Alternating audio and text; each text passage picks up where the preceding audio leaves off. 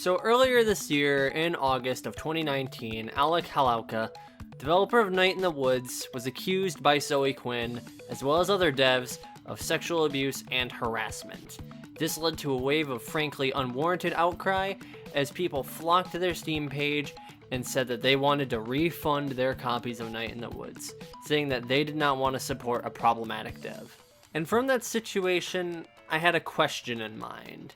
And I'm here to ask that question. Should a game's dev's actions outside of a game damn the game like this? And the answer is a little bit more nuanced than a yes or a no.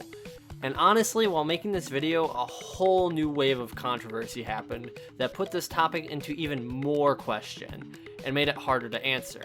Now, I'm not here to sugarcoat things. People who wanted refunds because of what Alec Halauka did and was involved in, it's bullshit. Unless you are in the Steam refund policy timeframe and guidelines, which at that point you're allowed to refund a game for any reason, but to everyone who bought the game and adored the game for years beforehand, before any of this stuff came out, is it fair of you to even request a refund for something that is completely unrelated to the game's quality? And don't get me wrong, I was pretty disappointed about the revelation coming to light too. But one dev being bad doesn't justify damning a whole team's work. Not only that, but depending on what was discussed or the drama surrounding it, it might really not even be our business in the first place. A great example, while not a game dev, it still sort of applies, is actually with Pro Jared. While I do not condone or agree with his actions, his statements hold true of, it's not our business. While yeah, it's a little bit harder to fathom with a YouTuber or influencer because their lives are broadcasted to everyone openly, game devs don't really have that, and you can separate the actions from the dev. And this applies to Alec Halauka with his accusations from Zoe Quinn, and this whole cancel culture thing that bubbled up and became a huge issue. Now, I'm just going to be honest here, I'm not going to be talking a lot about the cancel culture aspect of this, but I'm just more bringing up the fact that people wanted to refund this game because of this cancel culture aspect that happened to it. And I don't think it's really fair. Again, what a dev does in their personal life isn't our business to really begin with. And I'm not excusing anything that Alec might have done, but I am going to say this. Most of the time, the game is unrelated, so don't drag the game for something that isn't even its own fault. Now, with that being said, there is a handful of situations where a game dev's shitty behavior is a problem when it comes to the games. A great example is AAA developers abusing their teams of development staff and forcing crunch time on employees in order to meet deadlines that not only leads to rushed buggy products, but it also leads to development burnout and can severely impact their health, as shown with Masahiro Sakurai's health decline during his development of Melee. The best part about that situation, though, is the fact that it wasn't even forced for Masahiro Sakurai. That was all self-inflicted. So imagine how stressful it is when the head of your company is holding a gun to your head and telling you to get done by X time, or you get fired. It really puts a lot more stress on you than self-inflicting the crunch time. Another thing that makes it hard to separate, say, the game developer from the actual product that they put out is how they treat their player base, especially when a lot of their services are live services, or they monetize their player base constantly. And this is very true and evident with both Blizzard and EA. And the thing was, I was originally planning to use EA for this situation. However, Blizzard came in and one-upped Blizzard by a fucking mile, and I cannot believe that they did this. So, I'm going to be talking a little bit about some recent events, and this is why this took so long for me to write this script. So, please bear with me for this whole little side tangent that we're going to get on real quick. So, over the past couple weeks, Blizzard banned a pro Hearthstone player known as Blitz Chung, and essentially kicked him off of the tournament route, I guess, or kicked him out from playing tournaments. Banned him from playing tournaments, rather. And they also took away his prize money, and they banned him from tournaments for a full year. Now, that can be devastating to anyone's life, especially an esports player's career. So it was a pretty big deal. Now, keep in mind, Blitz Chung lives in Hong Kong. He should be allowed to speak on Hong Kong at all, because he's the one that's actually living there. He'll actually know what the fuck he's talking about. So it's not like it's some random person, like, declaring it. This is somebody that's actually affected by it. And he didn't even say that much about it. He said like 8 words on the matter. So again, not that much. Nobody would have cared if they just never did anything. But essentially, Blizzard made a huge PR nightmare out of this. Basically saying a bunch of shit that was not very cash money of them and went against all of their values as a company.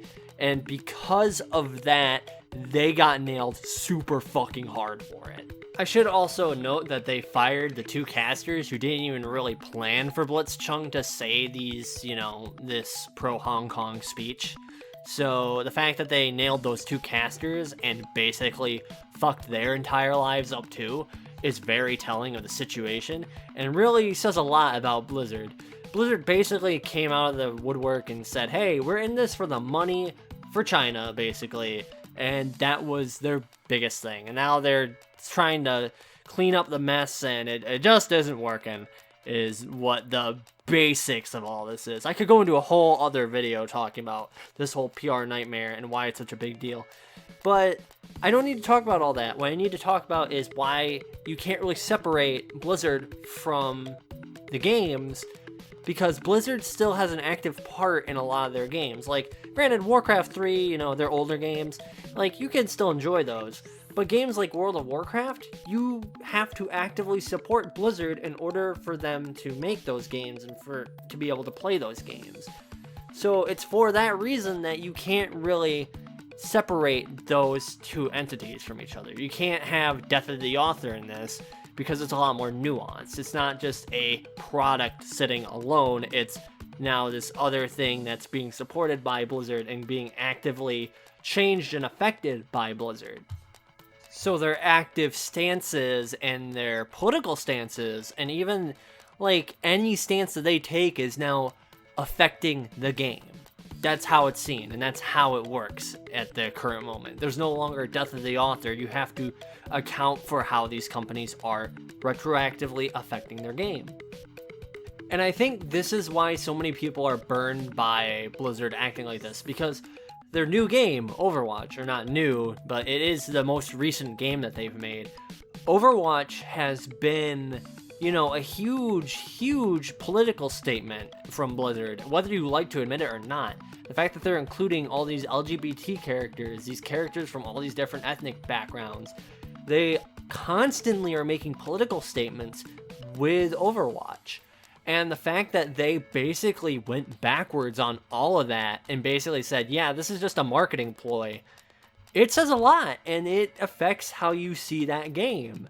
It affects how you're able to look at that game, and it's no longer a thing where you can sort of ignore what Blizzard is saying, because Blizzard is actively affecting the game as it's being made. So, to answer my question that I posed in the beginning, yes and no. There's no real way to really separate all games from their devs. It really depends on the situation. When it's a small dev that's doing something personal in their life and something happens, it doesn't affect the game. And even if they did something terrible, I wouldn't say that would stop me from buying the game, because what they did doesn't really affect the game that comes out. It still doesn't affect the product that come out. And people might say, oh, well, you're supporting a bad person. Yeah, but everyone is bad. Behind closed doors, nobody is a 100% saint. And there's always going to be something that they're doing that you won't like. And that's just how it is. I can guarantee that any celebrity does something bad that you don't know about. But with that being said, I also can acknowledge the fact that certain developers or certain things should not be supported. Very bad development practices, as well as just really bad abusive acts of power that use their ability to censor and deplatform people in order to essentially make their way out. And don't get me wrong, there was a whole bunch of stuff that I did not even cover, and I could make a part 2 talking about this, but essentially, this is what it is. The games industry, you need to look at every situation on its own. And I don't think that a cancel culture controversy type thing warrants you damning a game for being bad when it wasn't bad before the controversy happened, you know? And that's just my stance.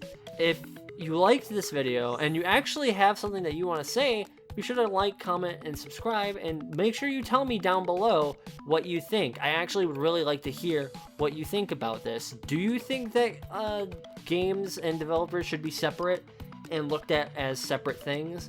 Do you think that game developers doing something bad retroactively makes the game bad? Or do you think that game developers have no effect on their games after they're released as a product? I would really like to hear what you say.